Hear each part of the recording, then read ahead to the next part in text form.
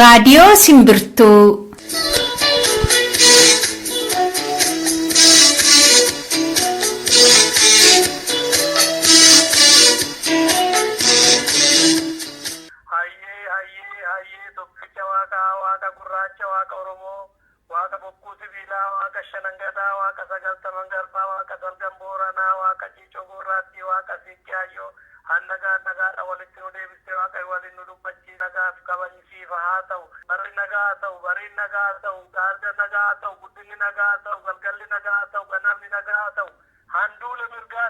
Gaafa guyyaa kamisaa karaa weebsaayitii simbirtuu.com ittiin kan isinii darbu qophii simbirtuuti. Akkam jirtu dhaggeeffatoota keenya nageenya badhaadhaa. Akkuma jirtanitti nagaan keenya kabajaa isin haa ga'u jenna. Sagantaa keenya hordofuuf akka isiniif ta'utti gurra isin buusa kanarraaf qabnu. Jalqaba oduudha gurra isin buufna. Oduutti aanee sirba isin bohaarsa jennu tokko isin dhageessifne gara qophii imalaatti dabarra. Qophiin imalaa keenya har'aa waan lamarratti xiyyeeffata. Tokko waa'ee sochii waboo irratti. Inni lammaffaan yaadaan naannoo Finfinnee isin geessine achitti Oromoonni hidhamaa ajjeefamaa fi lafti isaanii immoo namootaaf kennamaa akkasumas manni buqqa'aa akka jirutu waan dubbatamuuf achirraati keessumaas kan itti affeerre tokko kutaa lammaffaa qophii imalaa keessatti dhiyaata jechuudha. Walakkaa sagantaa keenyattis sirboota isin bohaarsuu ammas ni qabna. Hanga xumuraatti yoo waliin turtan sagantaa keenyarraa waa hubachaa itti akka bohaartanis abdii keenyadha. Marree nu waliin turaan affeerraa keenya amma gara oduutti.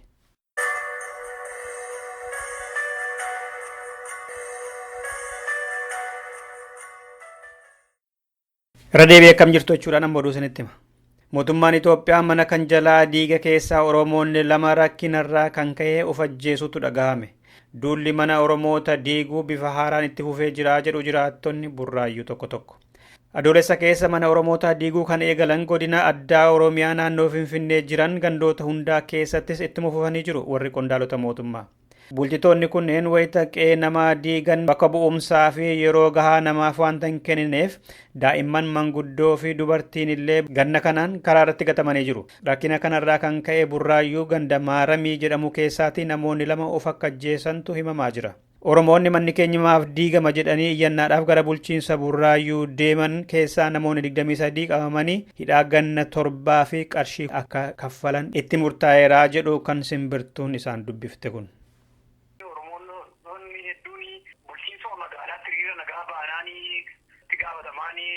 Magaalaa bahee dhaqee akka nama 23 wayii hidhanii jiru. Waggaa 7 fi qarshii gara 30 hanga 40 itti murteessanii amma kana murtoodhaanii jiru. Oromiyaa dhiyaa ganda Waabee Eebbaa jedhamu keessatti waraanni bilisummaa Oromoo waraana Itoophiyaa abbootii qabeenyaaf lafa kennuudhaaf bobbaarra ture haleeluun dhagahame.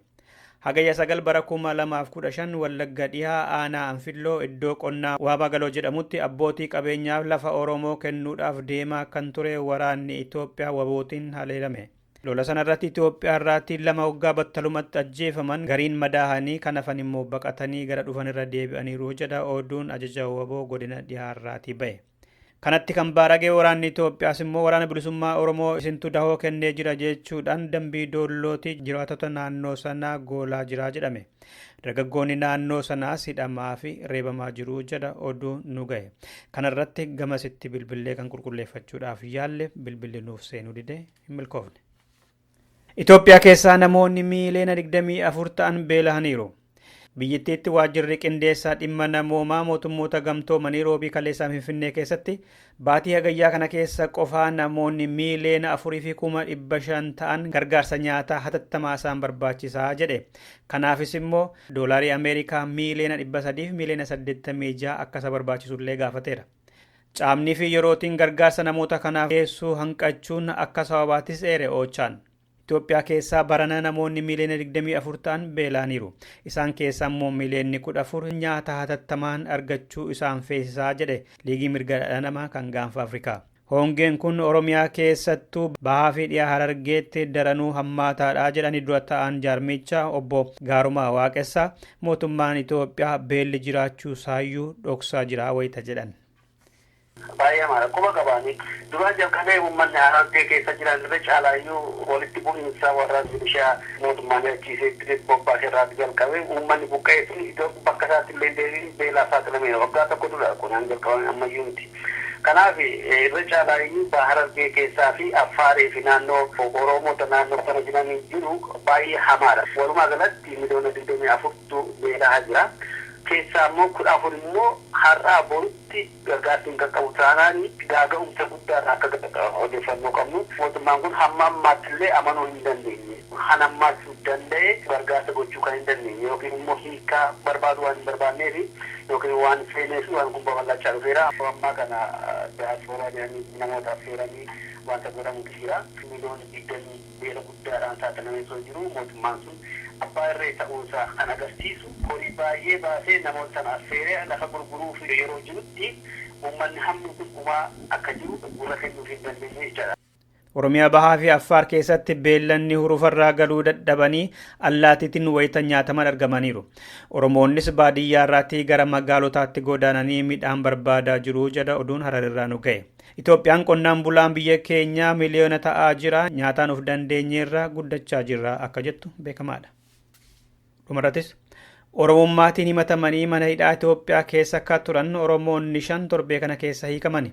Obbo Dajanee Dhaabaa, Obbo Haayiluu Dalasaa, Obbo Baa'isaa Huseen, Obbo Waabee Hajii fi Obbo Roobaa Gadafaa ganna 6 dura adda bilisummaa Oromoo wajjin hidhata qabdu jedhamanii kan ganna 10 akka hidhaman itti jige mana hidhaa Impaayera Itoophiyaa seenan. Mana hidhaa Qilintoo fi Baatuutti bara hidhaman fixataniitu bahanii jedha oduun nu ga'e. Dhaggeeffattoota keenya oduun keenya kanumadha. Sirbattaanu kanaan gara qophii malaatti.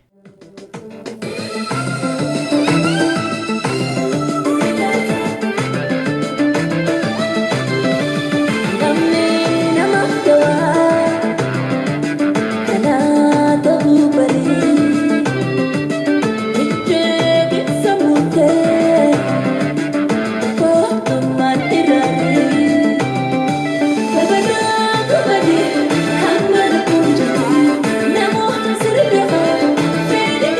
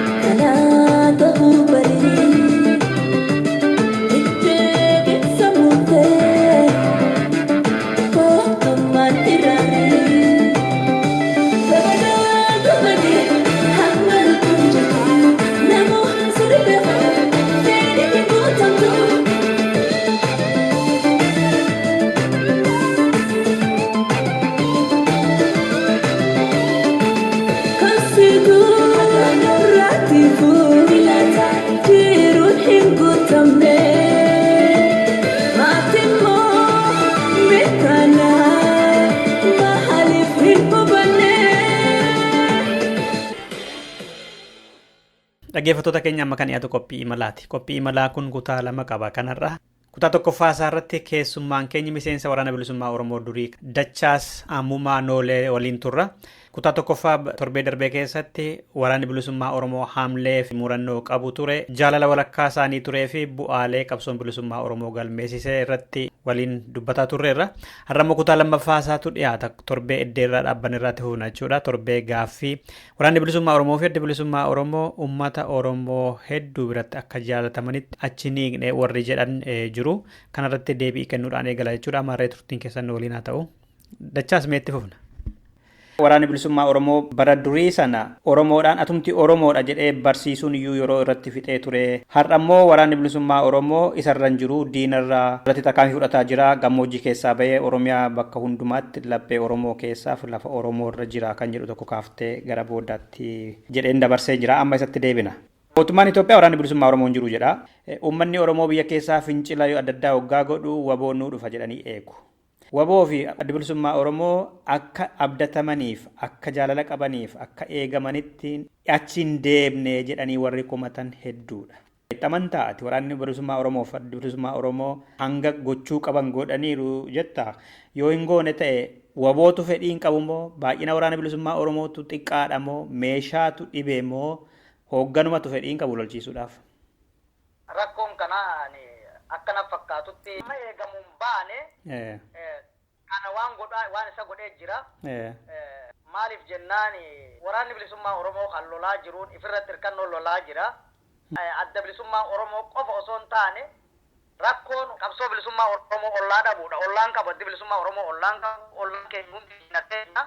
Kan akka gartee adda bilisummaa Oromoo humna guddaadhaan jabaatee biyya isaa kanaaf falmatu isa hanqisee jiru ollaa dhabuudha. Ollaa dhabuutu adda bilisummaa Oromoo akka laaffisee uummanni Oromoo illee akka qubatti laatu akka harkatti laatu isa godhe malee adda bilisummaa Oromoo loluudhaaf takka ammoo diina dura dhaabbachuudhaaf fedhii dhabee osoo hin taane kan adda bilisummaa Oromoo kan hangammaatti sagaalee harkaa qabu diinni keenya qabeenyuma keenyaan ollaa keenya nubbituudhaatu rakkoo kan hunda adda bilisummaa Oromootiin ga'e malee adda bilisummaa Oromoo diina isaatiin falmuu dadhabeeti miti takka ammoo falmuu jibbeeti miti.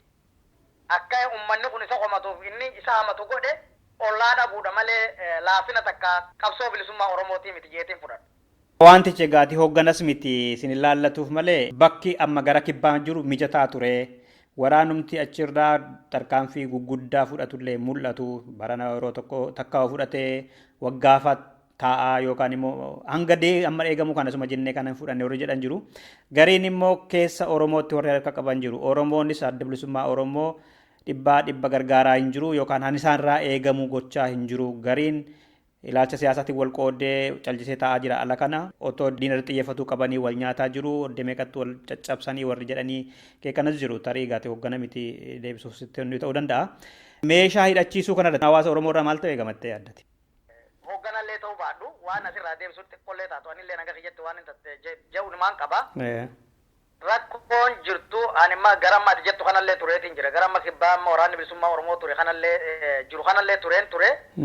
Kanaaf karaa nattillee rakkoon jirtu rakkoo lafti sun maal fakkaatti dura dursa dhiyeessii waraana bilisummaa Oromoo kun waraanni kun dhiyeessii eessarraa argataatu tura. Dura dursuu kana laaluu dursa jechuudha. Kanaaf rakkoon jirtu waan kanarraa kan ka'eetu tarkaanfii fudhatullee waan tokko godhullee isaanillee sakaaluu danda'a. Maaliif keessattuu bara maayii kana jechuun 2002 as jechuun 2001 as qabsoo bilisummaa Oromoo kanarratti osoo waraana keessaan taane alumarraa qabsoon teenya eega fuudhamtee xiqqoo gara ollaa kanatti as siqte warri silaa gartee biyyoota Awurooppaa fi Ameerikaa fi Awustiraaliyaa kana jiran qabsoo bilisummaa Oromootti yeroo qorri ta'u achitti hirmaachuudhaan achi keessatti qooda fudhachaa turan. Ani warri kun qabsoo bilisummaa Oromootti dhiyaatanii qabsoo bilisummaa Oromoo kanaaf nuti waraanni bilisummaa Oromoo duraan akka itti hubatuuf akka itti amanulleen warri silaa biyyoota ollaa namaa keessa jiru kun keessatti biyya Faranjii jiru qabsoo bilisummaa Oromoo kanaaf akka lafee duydaatti ilaalaa ture. Garuu wanni argamaa jiru warri gartee biyya namaa keessa ture kun kan dhufee biyya san keessatti waraana qabsoo bilisummaa Oromootti dabalamee qabsoo bilisummaa Oromootiif hooggana ta'e qabsoo bilisummaa Oromoo irratti gufuu ta'uutu natti mul'ate. Kanaatu qabsoo bilisummaa Oromoo tolaas ta'ee hamtuus isaan kana laallatti jeetii yaada jechuun maaliif silaa qabsoon bilisummaa Oromootiif hooggannatti bilisummaa Oromoo gaafa dirree qabsoo keessa ture takkaa walii ajajamuu hin dinne takkaa waliin hojjechuu hin dinne takkaa addan fottoyne walumaan deemaa ture walumaan lolaa ture. Eega garuu warri gartee biyyoota namaarraa dhufee qabsoo bilisummaa Oromootti makanii hooggana ta'an kana qabsoon bilisummaa Oromoo waraanni hoogganni jechuun duudaa garaa ta'uu eegalee jechuudha. Maaliif kun ani waan isaa naa galuu dide cubbuu jechuun natti ulfaata. Maaliif asirraa malee gara qabsoo bilisummaa Oromoo gartee hooggana duraan turerraa rakkoon dhalatte kan jiru ani hin fudhadhu. Namni tokko heeraaf seeraan deema heeraaf seera san hogguu cabsetti gaafatama qaba adaba saniif yoo abboome heeraaf seera saniif yoo abboomeen qabsoon bilisummaa Oromoo hin rakkattu. Yoo heeraaf seera san abboomuu didee qabsoo bilisummaa Oromoo irraa achi bahe hawaasni biyya namaa keessa jiru kun welcome jedhee dhiyaatu jedhee harka dhahee fi yoo ittiin isa san simate qabsoo bilisummaa qabsoo isaa saniif tumsa ta'uu dhiisee qabsoo isaa san irratti gufuuta. Bara maayii kanatti wanni argamaa jiru namni tokko yoo achi bahe baga nagaan dhufte abaluu keenya jedhanii harka dhawanii fi fuudhanii olola inni silaa gartee seeraaf seera abboomamuu didisaniif isa san akka heeraaf seera saniin abboomamneef isa saniif tumsa ta'uu guuza ta'uu namni kun nama kiyya ta'uu jechuudhaan isa kana ifitti hamma isaadha amma hawaasnillee hawaasumti mataansa hawaasni iyyuu as keessatti badii qaba warri jedhan kanaafi hawaasni bilisummaa Oromootti yoo amana ta'ee badii qaba maaliif jennaan hawaasaa badii qaba hawaasni nama qabsoo bilisummaa Oromoo hoogganaa ture dengatta hoogganaa qabsoo bilisummaa Oromooti maaltu chisi baasee rakkoon achisi baafte maali kanaaf ati yakkite yakkama keessaniif itti deebitee qabsoo bilisummaa Oromoo saniif seera saniif abboomamuu qabdaa jee itti dhiyeessuu qaba. Isa san hoguchaan dhufe koottayyee baga nagaan nu dhufte jee yoo fuudhee ifi dhiyeesse hawaasa kanaaf badii qaba malee wanni biraan jiru nama heeraaf abboomamuu dide heera saniif akka abboomamu hawaasa santu godhuu qaba. Hawaasni immoo nama heeraaf seera abboomamuu dide yoo fuudhee namni hundinuu gurmuu anaat akkas ta'a jee isa kanaaf kadhiyeessu isa kana fitti qabu taate hawaasa kanaaf badii qaba malee qabsoon bilisummaa Oromoo takka hoogganni qabsoo bilisummaa Oromoo badii hin qabu.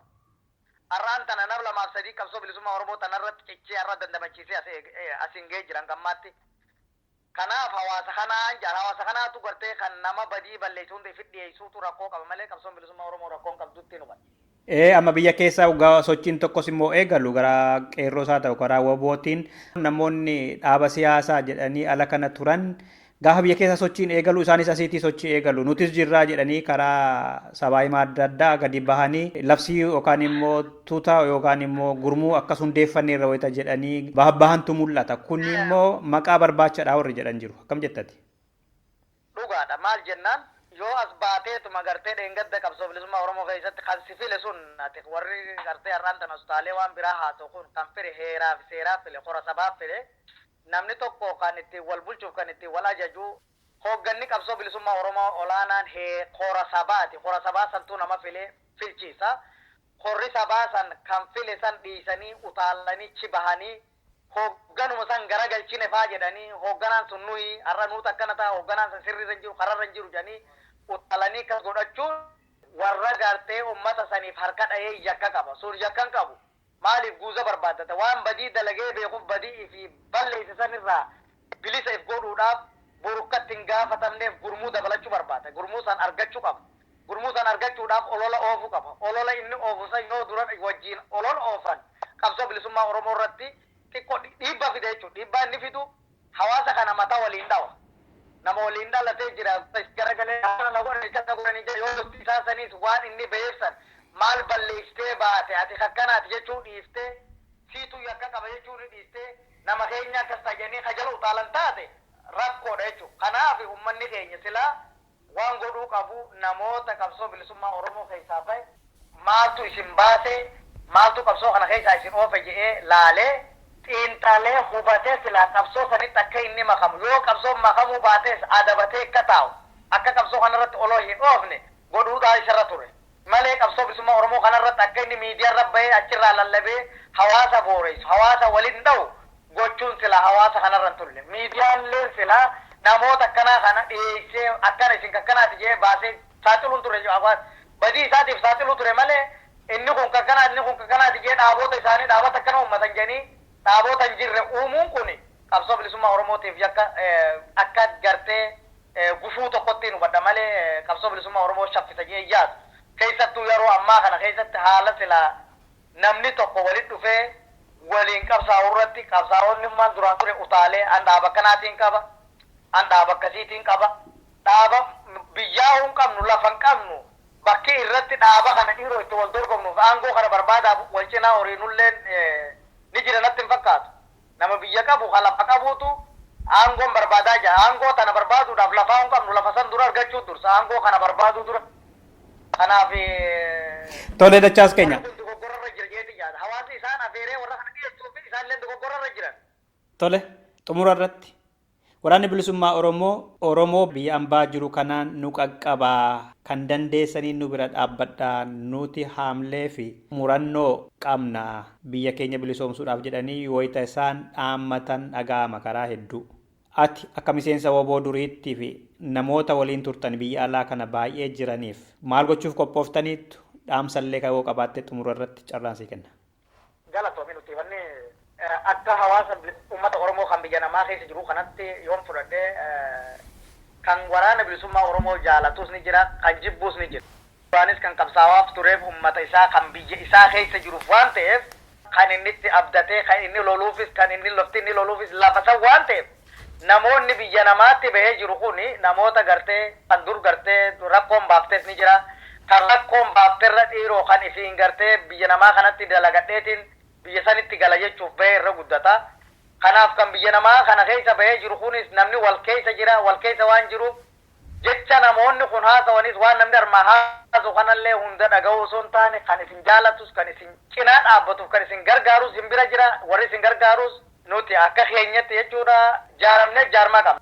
Kanaaf waraanni bilisummaa Oromoodha waraana keenya qabsaawaa keenya nuuf qabsaawaa jira nuuf lolaa jira waraana keenya kana haga dandeenyutti waan dandeenyuun isin bira jirra qabeenyaan isin bira jirra yaadaa fi hamileen isin bira jirra abdiin kutatina ammoo nurratti abdachuurra hawaasa keessan kan biyya keessa jiru irratti abdachuutu isinirra jiraan jedhani waan namni haasa'uuf waan namni dubbatus kan jala buutanii dhaga'uun gartee teknooloojiin guddatee jira abbaan fedhelleen asirraa lallabee warri isin wajji jirtan sun warri isin akkas waliin dhaabbatan sun warra akkanaati sun akkanaati akkuma armajjaamu kana yoo isin hin jaan hin dhagayinaa kaayoo fi akeeka keessan irratti abdadhaa heeraaf seera dhaabaa jalatti abboomamaa waliin jiraadhaa waliin bobbaa waliin gala nuti immoo isinii waliin jirraa warri sila heeraaf seera dhaabicha kanatti amanne kaayoo kanatti amanne isinii waliin jirraa isin bira jirraa jajjabaadhaan jaan.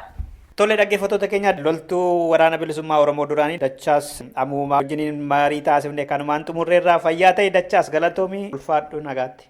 Galatooma isinillee galatoomaa isin jaa na dubbisuu keessaniif galanni keessan bilisummaa ta'uun isinii.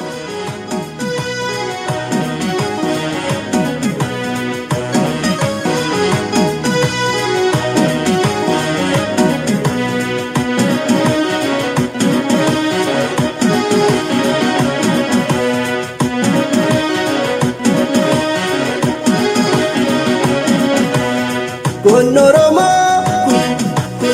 Rafanin kau jennare badani hingalu jennare kandu ekala kanegnare gota ofi sakero dugaf kasu sadude kuma basu gota gaddi salami gachana saba gota nabdan kaba gota gaddi salami gachana saba kendo nabdan kaba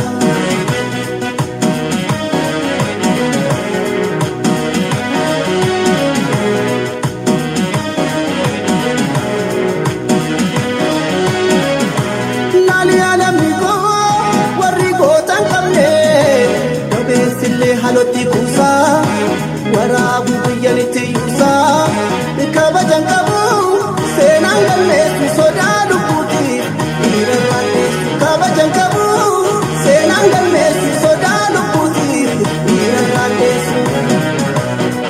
erro rane sani sinambur hamitati qeerroo jabeeffanna tuqamaan takannisaati isa dhufuu jabeeffanna kan darbee dhiisaati isa dhufuu jabeeffanna kan darbee dhiisaati.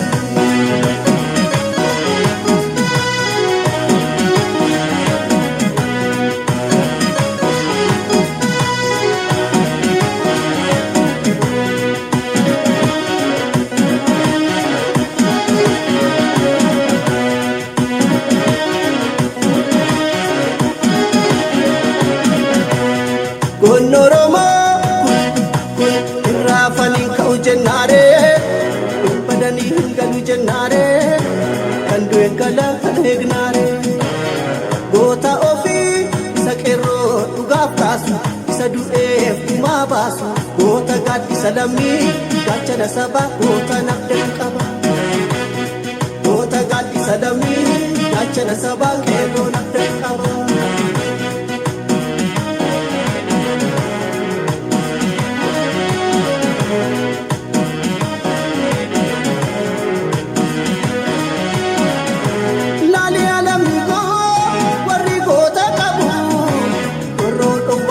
Sodaatu bineensi godaatti sanyaatu kabaja qaba seenaan balleessu sodaa lubbuuti dhiirarraa dheessu kabaja qaba seenaan balleessu sodaa lubbuuti dhiirarraa dheessu qeerroorraa dheessanii dheessinaan borhamii taati qeerroo jabeeffanna tuqamaan takannisaati isa dhufuu jabeeffanna kan darbee dhiisaati. Isa dhufuu jabeeffanna kan darbee dhiisaati. Isa dhufuu jabeeffanna kan darbee dhiisaati. Isa dhufuu jabeeffanna kan darbee dhiisaati.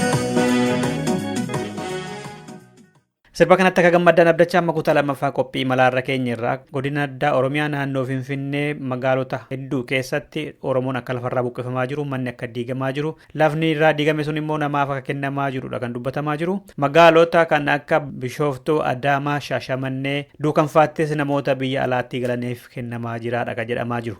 Namoota naannoo Burraayyuutiin manni jalaa diigame keessaas gara 3 kan ta'an immoo waan qabatan dhabanii aariirraa of ajjeesaniiruudha kan jedhame. Mee miidhaan jiru maal fakkaata jennee har'a nama tokko affeerreerra kan manni jalaa diigame maarree isaan keessummaa keenyadhaan waliin tura amma gamasitti bilbiluu keenya. Akkam jirtu nagumaa? Nagaa galata walii nagaa. Nagaa obbo Abdiidha? Mana keessantu diigameera jechaa dhaga'een isinii bilbile dhugaadha? Mana jireenyaa kan ijaarramee gamnatu nurratti diigame. Maaliif diigame mee bal'isaan natti himaa?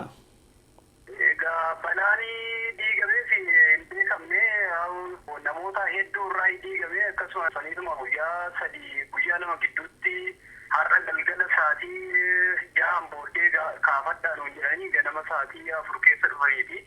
Eessa dhaqnaa gara dhaqnaa akkam goona naan isa siniif hin deemnu lafa qabeenya mootummaati. Kanaaf mootummaan hin barbaadaati irraa ka'a. Kana ta'uu baannaan humni cimaan hin jiraate qabeenyi keessan ammarraa kaafatuu baannaan qabeenya kana mootummaan fudhata deebiin immoo waan tokko mibaara tokko achi fudhatanii deemuu hin dandeessani deebitanii immoo humna dhufee diigu kana adabamtanii kaffaltuuf jedhanii waan akkasii dheekkamsa guddaadhaan nutti lolanii naan egaa guyyaa lama gidduutti bullee guyyaa lama sana booddee humna cimaadhaan dhufanii wattaadara hedduudhaan dhufanii nurraa kaasan egaa mi'a keenya alatti darbatanii ijoollee keenya boochisanii maatii biyyaa boochisanii isa kaanii doozaraan isa kaanii humna namaatiin akka balaa nurra qaqqabsiisanii uummanni hedduun baay'ee rakkataa jiru. Suma har'aa kanallee kan sharaa jala jiran waan adda addaa hidhatanii baay'ee jiru.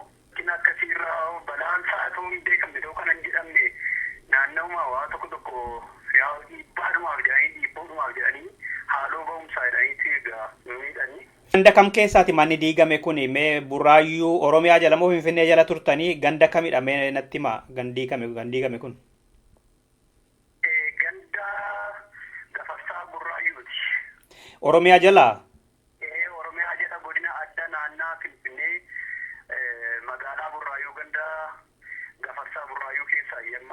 baay'inaan kan diigame isa kaan egaa hin dhaabane guyyaa sadii baay'ee balaa cimaa geggeessanii ammas itti fufna jechaa jiru gaama.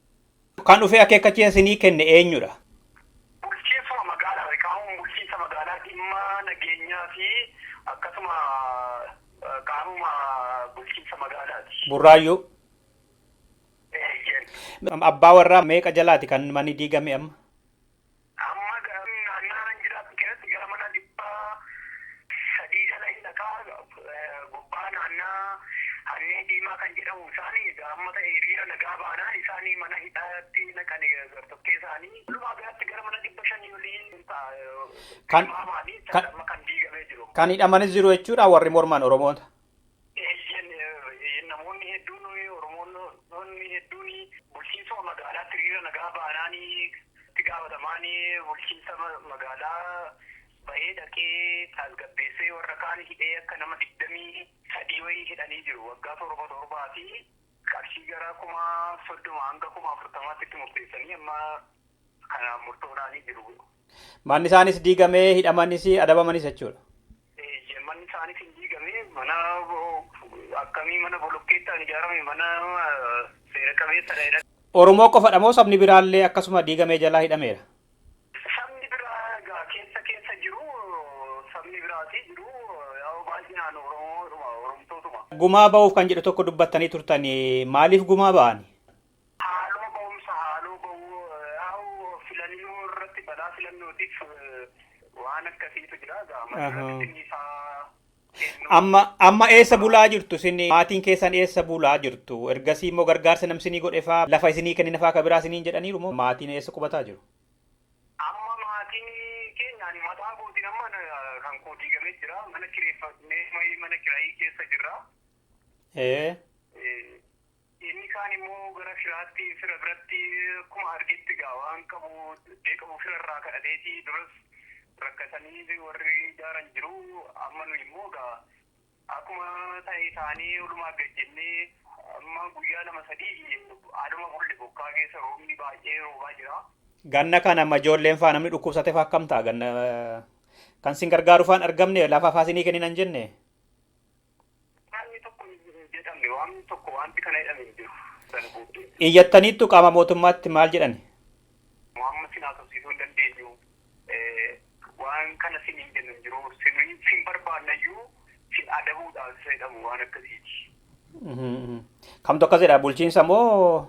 Bulchiinsa magaalaatti deemnee jennaan maal ala rakkannee jiru kan ijaarreetoo qabaannee iddoo gaariitti ijaarranna iddoo ta'utti ijaarranna isa ijaaramee bitatuu hin dandeenye akkamitti nurraa diigame muknu waan jirraa falli keenya maa jennaan sin barbaannayyuu baga dhuftanii nuyi lafa mootummaa balleessuu keessaniif qabeenya mootummaatti taphachuu keessaniif sin barbaannayyuu baga dhuftan jedhanii kana booddee immoo birraa yoo godhe malee amma sin haasofsiisuu hin dandeenye immoo dandeessa. Amma dura warri kaabinee iyyuu lafarratti akkasumatti ijaarrataa jiru jettanii kaaftanii turtanii warri kaabinee jedhanii warri qondaalota dhaabbata dimokiraasummaa uummata Oromoo akkuma keessan lafa pilaaniin ala ijaarratanii warri jiran jiru?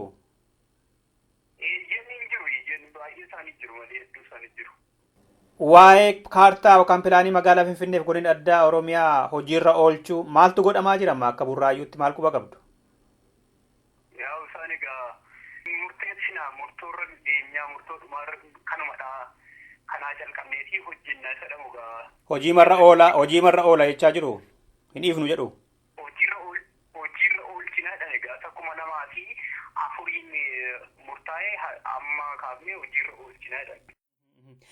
Lafa naannoo sanaa irratti biyya alaa irraa yookaan abbootii qabeenyaa warra jedhanii dhufan immoo kennamaafii jira amma bakka isin buqqaatan sana maaltu ta'e amma? Daaspooraa jechaa jiru daaspooraan itti fayyadamuu danda'a lafa waan akkasii gochuu danda'ama warra akkasiitiif kennamuu fa'aa danda'ama lafti kun hin beekamu yookaan sintuu ta'uu danda'a yookaan isaaniif ta'uu danda'a isa dhabu yaadni isaanii.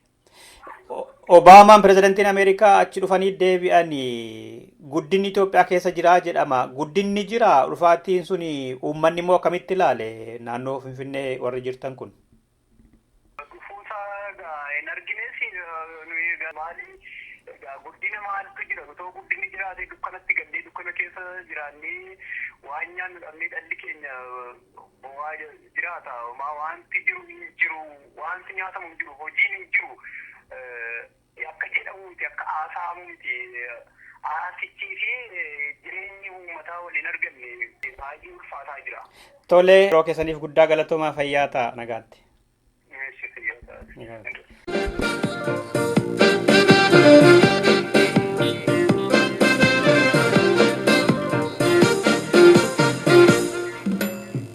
Jirabateera fuudhee jarru ni waan garaa kimee fixeen jiru yakkitee saaxileen jiru marakkate turakkoo jiru bara gara bal'antaan gowwaan seeyanii kadhannee dadhabne jara abduu malee qottoon xaafii muru dhaqiidhaanii wanna kutataan irra jiru abduu malee qottoon xaafii muru dhaqee laala akka kutataan itti jiru abduu malee qottoon xaafii muru dhaqiidhaanii wanna kutataan irra jiru abduu malee qottoon xaafii muru dhaqee laala akka kutataan itti jiru.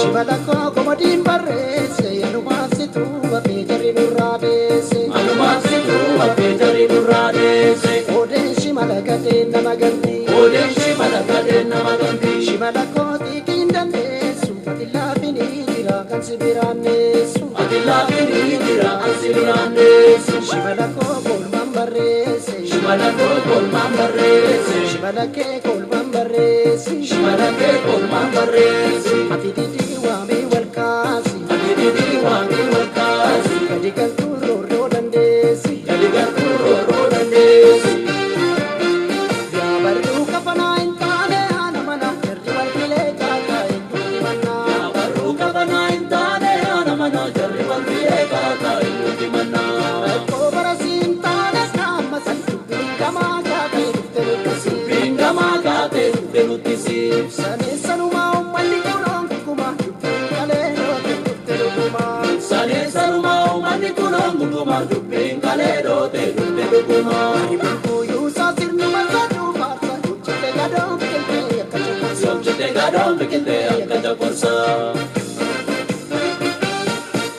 Kaleessa galgalaa waliin kakatanii joomaltu galee wal qamatanii dingalan qabdu barri shantamaa socho'in bakka manni sanumaa jaalan macha koolan macha koome wayyalaan agarre soome jaalan macha koolan macha bulee nama jirume kaagare jaalan macha koolan macha bulee wayyalaan agarre soome jaalan macha koolan macha bulee nama jirume kaagare jaalan macha koolan macha koome wayyalaan agarre soome jaalan macha koolan macha bulee nama jirume kaagare jaalan macha koolan macha bulee wayyalaan agarre soome jaalan macha koolan macha bulee. Dhaggeeffattoota keenya egaa kanarraaf jenne qophii keenya kanumaan xumurreerra waan waliin turtaniif galanni keessan guddaadha. Torbee dhimmoota biraa qabannee walitti deebina hangasittuu haalaaf bakka gaarii keessa nuuf tura jecha sirba kanaan nagaatti kan siniin jedhu Andassuu Duulaati. Feesbuukii raadiyoo Simbirtuu, imeelii radio@simbirtuu.com fi marsariitii yookaan weebsaayitii Simbirtuu www.simbirtuu.com yaada keessan nuun ga'uu dandeessu nagaatti.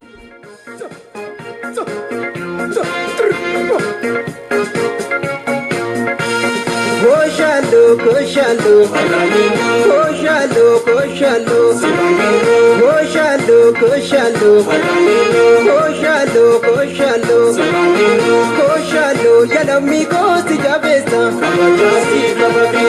koshalo, yalami kosti jabesa, koshalo, abjata blanca gotena kabajasi kabadesa oshalo masabune tigarmana kabajasi kabadesa oshalo hardambali borashada kabajasi kabadesa oshalo totumale benufada kabajasi kabadesa yadamiko tijabesa kabajasi kabadesa yadamiko tijabesa kabajasi kabadesa yadamiko tijabesa kabajasi kabadesa yadamiko tijabesa kabajasi kabadesa godayan digin demashu mariyu bake godayan digin demashu mariyu bake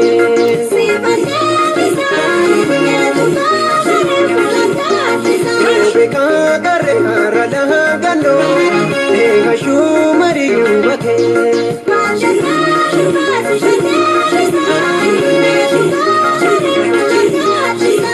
Sana pergiya dano demashu mariyu bake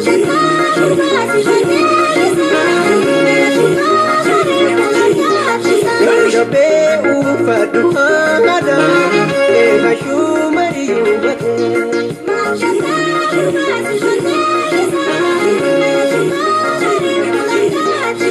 Shige garana manyata demashu mariyu bake